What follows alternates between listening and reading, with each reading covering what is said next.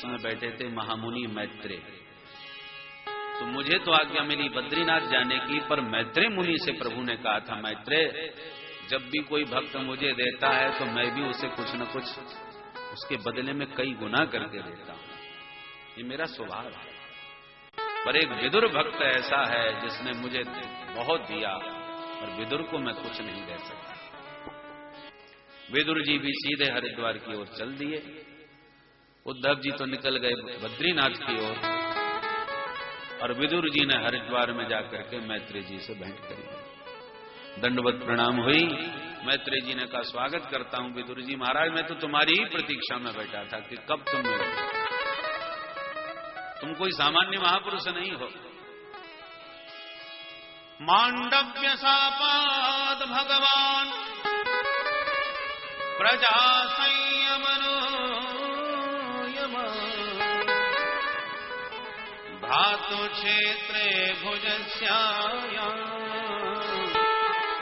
जातः सत्यवती सुता, जातः सत्यवती सुता। मांडव्य मुनि के शाप से ही धर्मराज को विदुर के रूप में अवतरित होना पड़ा, काशीपुत्र बनना पड़ा। धर्मराज और यमराज एक ही है।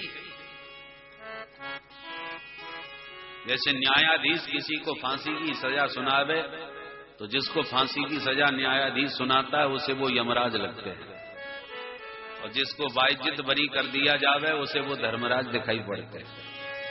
बोलो राधे राधे। राधे राधे। हैं वो एक ही, पर दुष्टों के लिए वो यमराज है और पुण्यात्माओं के लिए वो धर्मराज है। बोलो राधे राधे। राधे राधे। यहीं से विदुर मैत्रेय संवाद प्रारंभ हुआ, जो तृतीय और चतुर्थ स्कंध 2 स्कंधों में चला। मैत्रेय जी से प्रश्न किया विदुर जी ने, एक बात बताओ महाराज, सुखाय कर्माणि करोति लोको न तै सुखम वान्यद पारमं वा विन्देत भूयस्ततैव दुःखम् यदत्र युक्तं भगवान पदेन। महाराज एक बात बताइए, हर प्राणी सुखी होना चाहता है, प्रत्येक प्राणी सुखी होने का दिन रात प्रयास भी कर रहा है। जितनी भी हम मेहनत करते काहे के लिए कि हम सुखी हो जाएं, पर हम जितना सुखी होने का प्रयास करते हैं उतने ही दुख के दलदल में फंसते जाते हैं। कृपा करके बताइए, ये जीव संसार का सुखी कैसे हो? मैत्रेय जी कहते हैं, विदुर जी बहुत सुंदर प्रश्न है तुम्हारा। देखो, हम सब सुखी होना चाहते हैं क्योंकि सुख सिंधु की ही संतान है। उस आनंद सिंधु परमात्मा की ही तो हम सब बिंदु हैं। अंश हमेशा अंशी की ओर आकर्षित होता है। समुद्र से जल मेघ भर के लाते हैं, यत्र तत्र बरसाते हैं, पानी कहीं भी गिरे उसकी गति अंत में सागर की ओर ही होती है। वो सिमट सिमट के समस्त जल राशि सरिताओं में समाती है, सरिताएं सब घूम फिर करके सागर में समा जाती है। तो सागर का ही अंश है जल, इसलिए सिमट के सागर की ओर भागता है। अग्नि को कहीं भी प्रज्वलित करो उसकी गति ऊर्ध्वगामी होती है। ऊपर बैठे हैं सूर्य भगवान, उनके प्रति उनका आकर्षण है, उधर की तरफ जाएगा।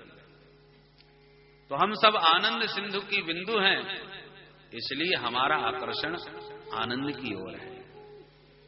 आनंदम ब्रह्म, परमात्मा आनंद का ही तो स्वरूप है। जो आनंद सिंधु सुखरा, जो आनंद सिंधु सुखरा, जो आनंद सिंधु सुखरा, जो आनंद सिंधु सुखरा,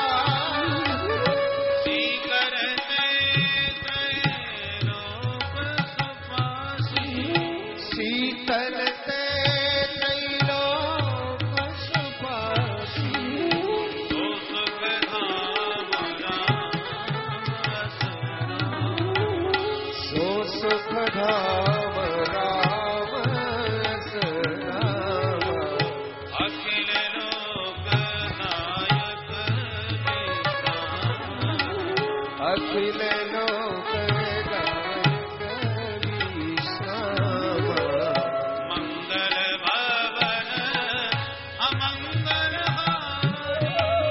मंगल भवन अमंगल हारी।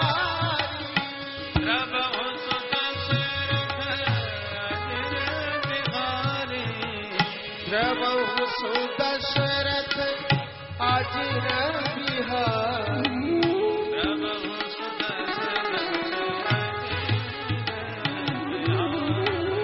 प्रभु सुदशरथ अजिर बिहारी।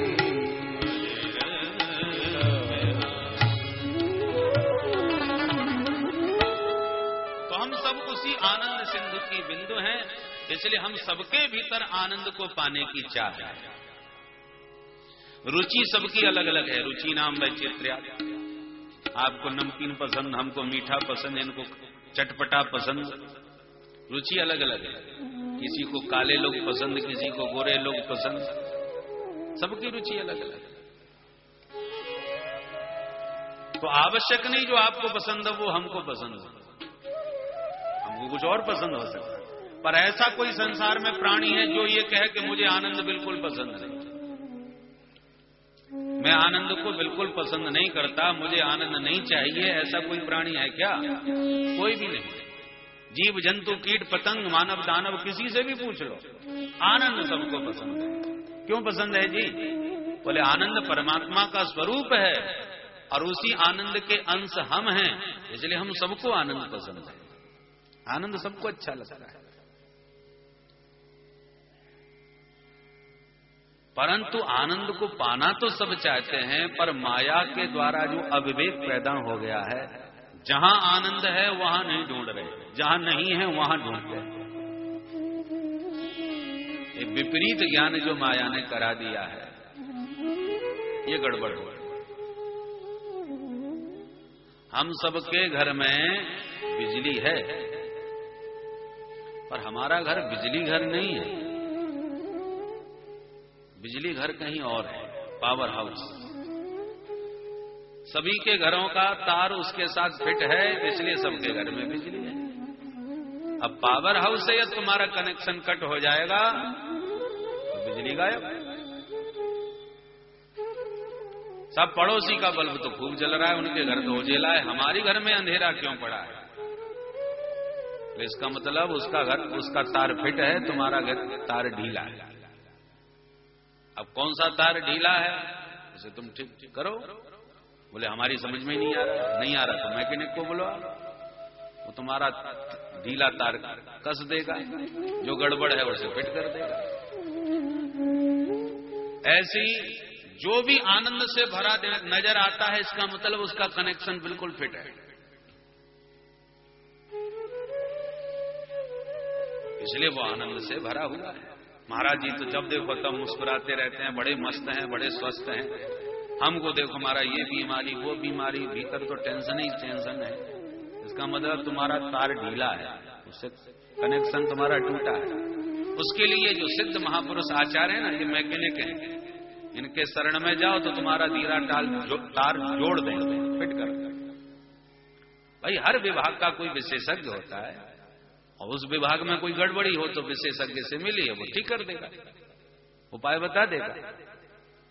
तो आपके भीतर जो अज्ञान के अंधकार के कारण तुम भटके परेशान घूम रहे हो, उसके लिए ज्ञान के प्रकाश की आवश्यकता है। इसके लिए सद्गुरु का आश्रय लो। गुरु शब्द का मतलब ही है गुकारः अंधकार स्यात्, रुकारस्तन् निरोधकः, अंधकार प्रकाशत्वात् गुरु इत्य विधीयते। जो अंधकार से निकाल के प्रकाश तुम्हें प्रदान कर दे वो गुरु।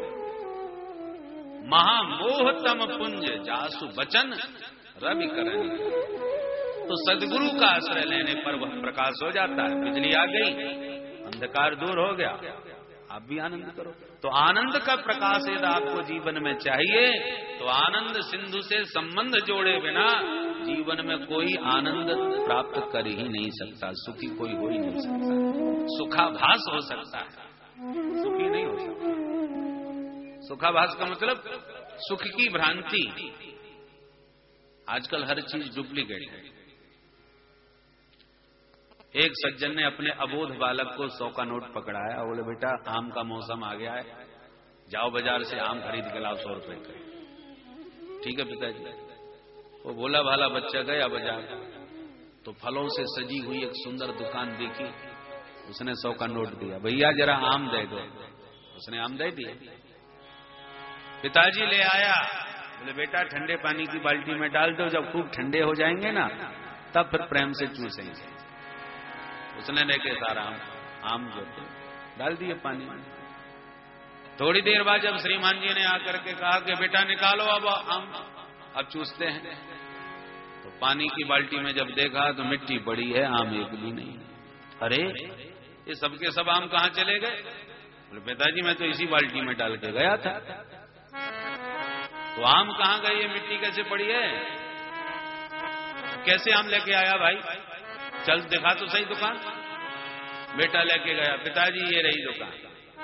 अब पिताजी ने लड़ना झगड़ना चालू किया, अरे मूर्ख, हमारे बेटे को उल्लू बना दिया, ठग लिया, कैसे आम दिया, एक भी मतलब का खाने का नहीं मिला। छोटे बच्चे को जान के तुमने ठग लिया, मूर्ख बनाते हो।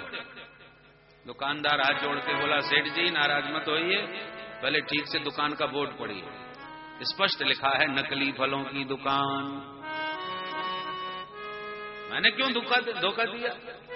स्पष्ट बोर्ड लगा रखा है, मेरे यहां हर फल मिलते हैं पर मिट्टी के ही मिलते हैं, जिनको सजा धजा करके एकदम असली जैसा बना देता हूं। तो लोग घर को सजाने के लिए दिवाली पर ले जाते हैं। अब मुझे क्या मालूम, इसने कहा कि मुझे 100 रुपए के आम दो, मैंने दे दिए। अब मुझे क्या मालूम खाने को ले जा रहा है कि सजाने को ले जा रहा है। मैंने क्यों धोखा दिया? धोखा तुमने खाया जो बोर्ड ठीक से नहीं पढ़ा। ठीक उसी प्रकार से भगवान ने संसार में डुप्लीकेट सुख रख दिया, बनावटी दिखावटी। तो डुप्लीकेट सुख में हम लोग धोखा न खा जाएं, उसे असली न समझ बैठें, इसलिए गीता में साइन बोर्ड लगा दिया, दुखालयम शाश्वतम। ये संसार दुखालय है। धोखे में तो नहीं रखा, स्पष्ट भगवान ने साइन बोर्ड लगाया, दुखालयम। क्यों है दुखालयम? बोले अशाश्वतम, अनित्य है, ये झूठा है,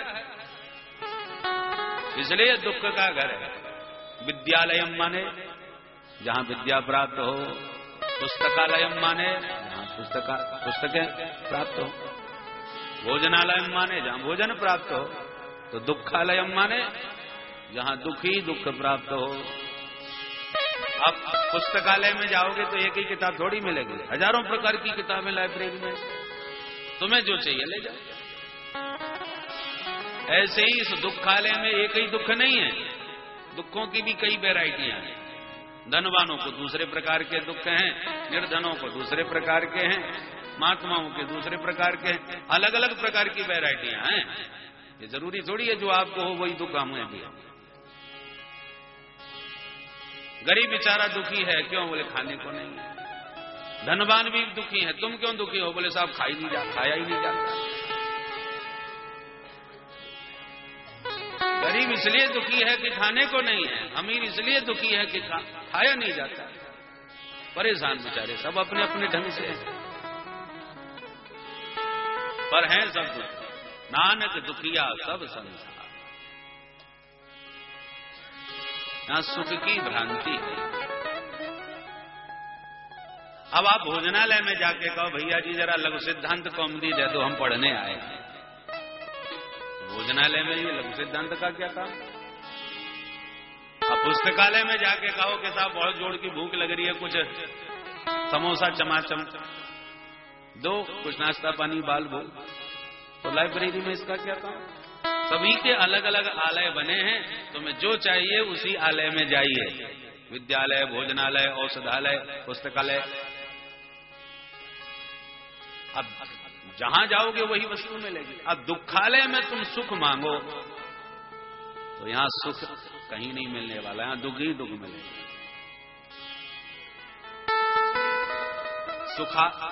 दुखालय में सुख की भ्रांति है, सुखाभास है, नकली मिट्टी के खिलौने हैं ये, वास्तविक सुख नहीं। मृग मरीचिकावत बीच दोपहरिया में जा रहे हैं गाड़ी से, सड़क पर दूर देखो तो लगता है जैसे पानी भरा है, और उस पानी का चाहे जितना पीछा करो पानी पकड़ में नहीं आएगा। जितनी तेज गाड़ी भगाओ कि ये पानी पकड़ में आ जाए, ऐसा पानी है ये बीच सड़क पे क्यों पड़ा है, कहां से आ गया। और रेगिस्तान की भूमि में भी पानी तुम्हें दिखाई पड़ रहा है, वो सूर्य की किरणों की भ्रांति है, वहां पानी की तो बूंद भी नहीं, पर दूर से तो बिल्कुल पानी दिखता है। और मृग बेचारा उसी पानी का पीछा करते करते प्यासा ही मर जाता है। ऐसी जिंदगी भर हम संसार में सुख का पीछा करते रहे, हम सुखी हो जाएं, हम सुखी हो जाएं।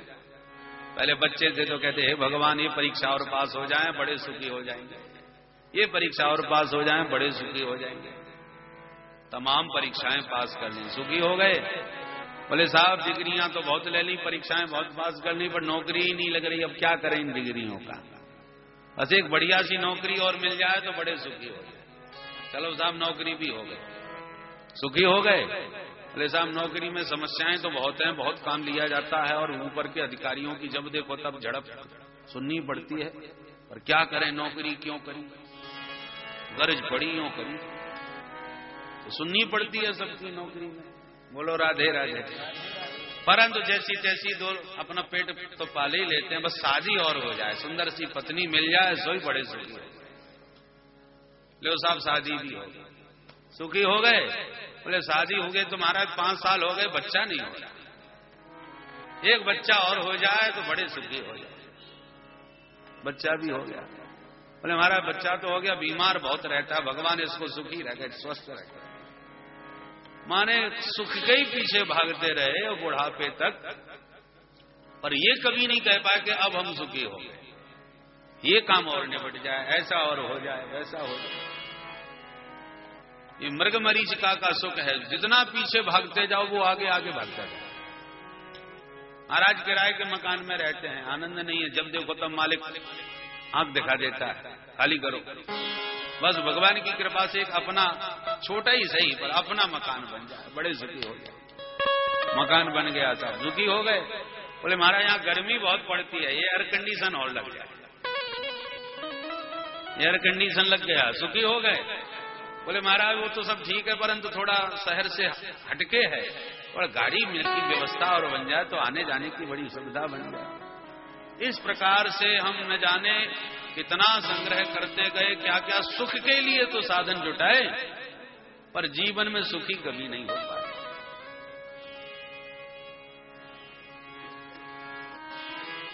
सुखी मीन जह नीर अगाधा, जिम हरि भजन एक उपाधा।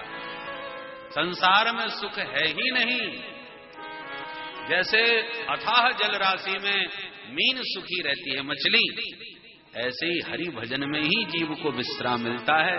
सच्चा सुख वही प्राप्त होगा, क्योंकि जो आनंद सिंधु सुख राशि, वो आनंद के समुद्र है। उस आनंद सिंधु में गोता लगाए बिना आप कितना भी प्रयास साधन जुटा लें, सुखी कभी हो ही नहीं सकते। यहां सुखाभास, सुख की भ्रांति मिलेगी। इसलिए सब संत सुखी विचरंत मही, जो भगवत भजन में मस्त होकर के घूम रहे हैं वही संत सुखी हैं। बाकी संसार में सब परेशान हैं। बहुत सुंदर मैत्रेय जी ने उपदेश दिया, सृष्टि प्रक्रिया के बारे में विस्तार से समझाया कि भगवान नारायण के नाभि कमल से जब ब्रह्मा जी का जन्म हुआ, ब्रह्मा जी ने चारों तरफ देखना चाहा तो चतुरानन हो गए।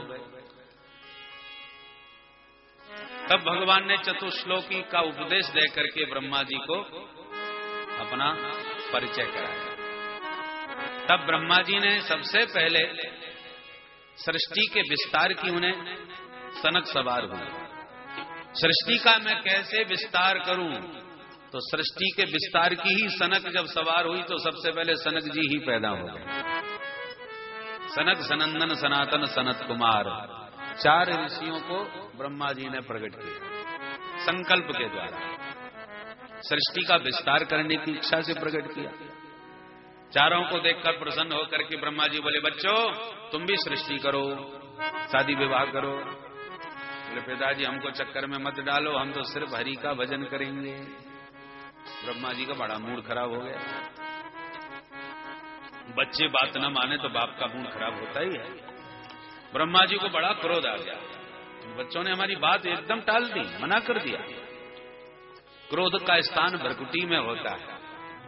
तो ब्रह्मा जी का कोप ही भ्रकुटी भेदन करके भगवान रुद्र के रूप में प्रकट हो गया।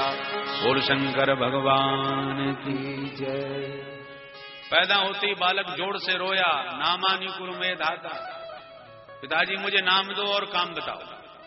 बोले, बेटा नाम तो है तुम्हारा रुद्र, क्योंकि पैदा होती ही तुमने रोना चालू कर दिया। नाम रुद्र है और काम तो इस समय एक ही दिख रहा है, हमें कैसे सृष्टि का विस्तार हो, तुम करोगे? कर देंगे, करके दिखाओ। तो भूत प्रेत डांकनी पिशाचनी तमाम पैदा कर डाली रुद्र ने। देखते ही ब्रह्मा जी घबरा गए, बस बेटा हो गई सृष्टि, तुम कृपा करो, शांति से बैठ के भजन करो, तुम्हारे बस की बात नहीं, ऐसी भयानक सृष्टि हमको नहीं करवाएंगे। बोले बाबा अपने मस्त भजन में। ब्रह्मा जी फिर परेशान, तो पहले बच्चे हो गए, उन्होंने मनाही कर दिया, दूसरे ने सृष्टि करी तो ऐसी कर डाली, अब क्या करें? तो पुनः ब्रह्मा जी ने प्रभु का स्मरण करके संकल्प के द्वारा 10 ऋषियों को प्रकट किया। मरीचि, अत्रि, अंगरा, पुलस्त, पुलह, क्रतु, भृगु, वशिष्ठ, दक्ष और देवर्षि नारद, ये 10 ऋषि प्रकट हुए। वाणी से भगवती सरस्वती को प्रकट किया, छाया से कर्दम ऋषि को प्रकट किया। ये सब ब्रह्मा जी की संकल्प सृष्टि है। पर संकल्प सृष्टि का विस्तार नहीं हो सकता। सृष्टि का विस्तार कैसे हो? संकल्प से काम नहीं चलेगा। अब तक संकल्प करते रहेंगे बैठे बैठे। तो अब की बार ब्रह्मा जी ने वाम अंग से कन्या और दक्षिण अंग से पुरुष को जन्म दिया, तो नाम हुआ मनु शतरूपा। ब्रह्मा जी बोले, अब तुम दोनों मिलकर के मैथुन सृष्टि का शुभारंभ करो। तो स्त्री पुरुष के संयोग से जो सृष्टि प्रारंभ हुई वो मनु शतरूपा से ही प्रारंभ हुई। इसलिए हम सब मनु की संतान होने के नाते मानव कहलाते हैं, मनुष्य कहलाते हैं, मनुज कहलाते हैं। मनु शतरूपा से 5 संतान हुई, 3 बेटी 2 बेटा। बेटियां हैं आकृति, देवहूति, प्रसूति, और बेटा है प्रियव्रत और उत्तानपाद। एक बार मनु महाराज ब्रह्मा जी से बोले, पिताश्री एक विघ्न आ गया कार्य में। क्या विघ्न आ गया? बोले, हिरण्याक्ष नाम का दैत्य धरती को ही उठा के ले गया। अब बोलो काय पे सृष्टि है? बिना धरती के सृष्टि कैसे टिकेगी? ब्रह्मा जी बोले, ये समस्या कहां से आ गई भाई? विदुर जी बोल पड़े, बाबा ये हिरण्याक्ष कौन था जो धरती को ही उठा के ले गया? ये किसका बच्चा था? तब मैत्रेय जी बोले, विदुर जी ध्यान से सुनो, कश्यप मुनि की अनेक पत्नियों में एक है देवी दिति।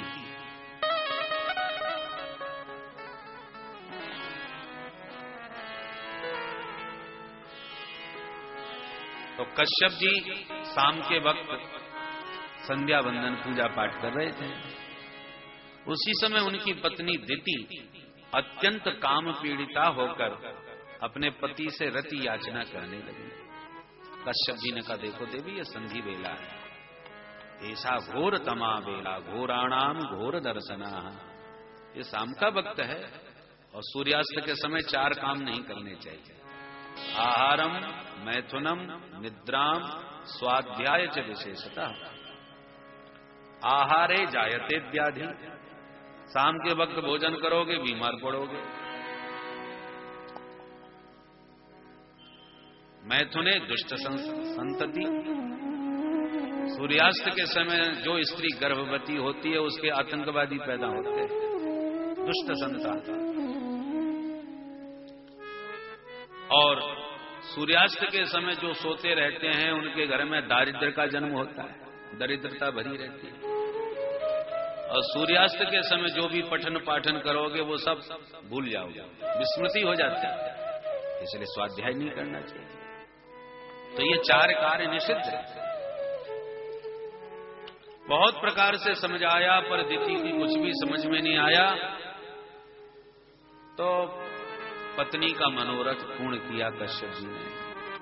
जब कामत ज्वर शांत हुआ तो दिति को बाद में पछतावा हुआ, महाराज मेरे से भूल हो गई। कश्यप जी ने कहा भूल हुई है तो उसका परिणाम भोगना तो पड़ेगा। क्या? बोले तुम्हारे गर्भ से 2 दुष्ट पैदा होंगे तो सारी दुनिया को हिला के रख देंगे।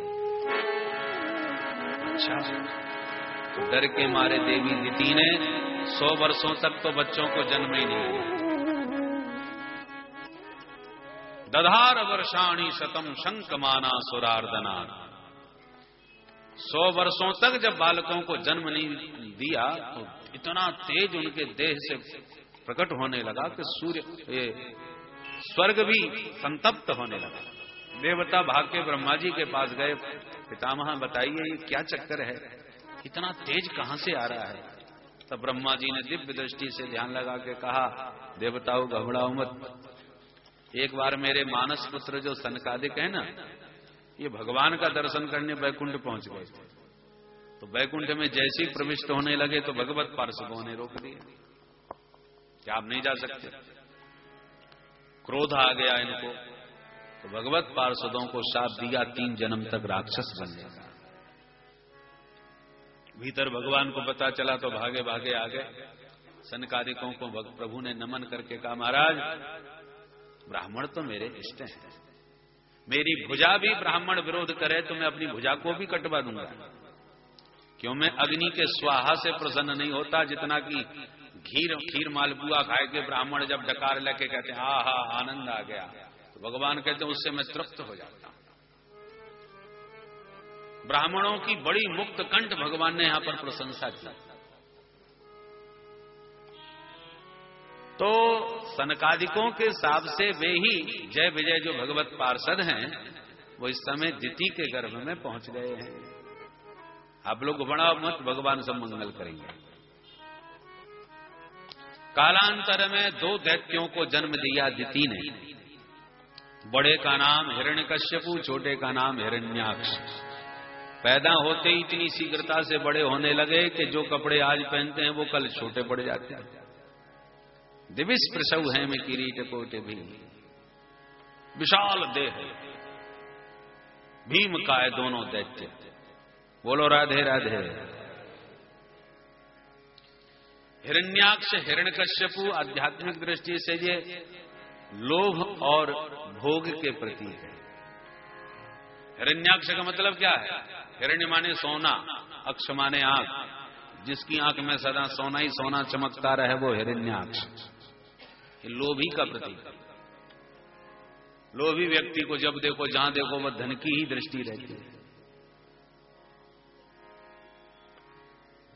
कहां मिले, कैसे मिले, यहां से उखाड़ लूं वहां से तमाम। तो कई लोग तो अब धन के चक्कर में अपने घर को ही फुड़वा देते हैं, पूरा घर खोद डाल देते हैं। तो कोई कह दे तुम्हारे घर में धन गड़ा है, पूरा घर बर्बाद कर दे। कुछ ना मिले तो बेचारा बार बार तिजोरी खोल खोल के ही देखता रहता कितने नोट हैं। उसकी आंखों को तरावट ही तब मिलती है जब थोड़ा बहुत पूंजी देख लेता है। तो ये इसका नाम हिरण्याक्ष।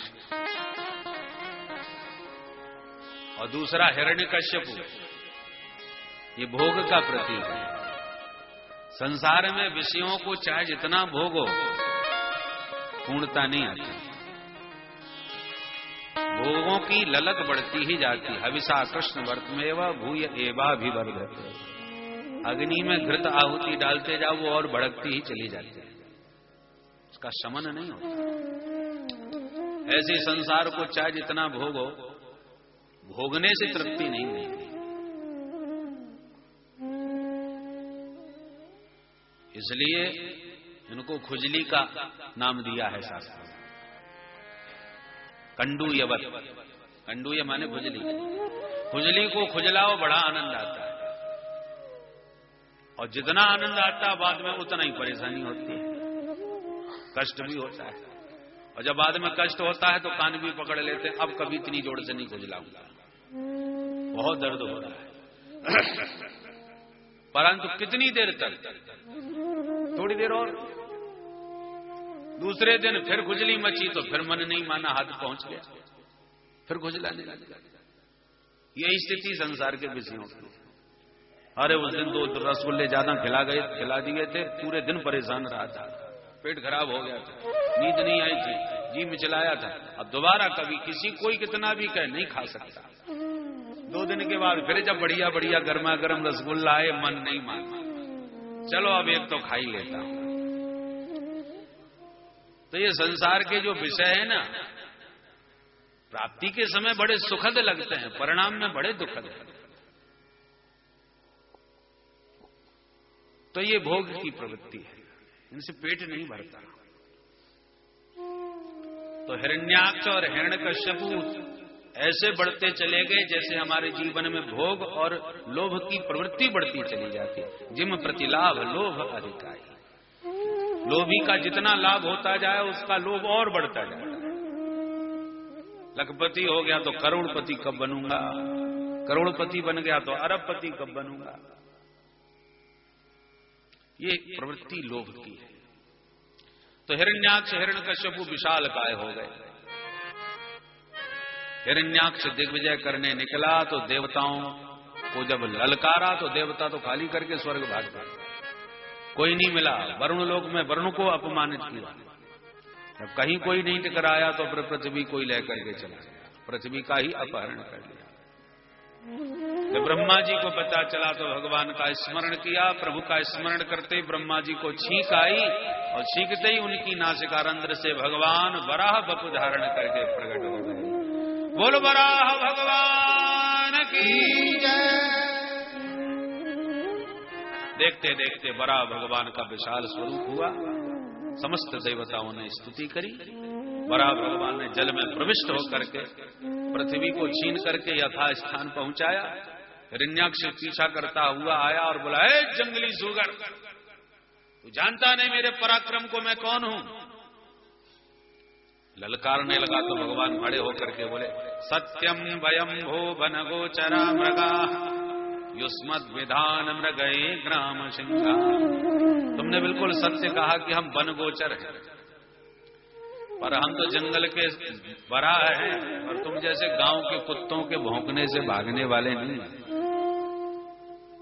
डरते नहीं। संस्कृत में किसी को गाली दो तो सुनने वाला अपनी तारीफ समझ बैठे। अब किसी से संस्कृत में कहो ग्राम सिंह, भो ग्राम सिंह, तो सुनने वाले को लगेगा पूरे गांव में हम ही एक शेर हैं, इसलिए हमको ग्राम सिंह बोला। और ग्राम सिंह नाम है कुत्ते का, जो अपने मोहल्ले में अपने क्षेत्र में तो खूब भौंकता है और दूसरे के क्षेत्र में दुम दबा के भगता है। तो केवल अपने घर का और अपने क्षेत्र का ही जो शेर हो वो ग्राम सिंह।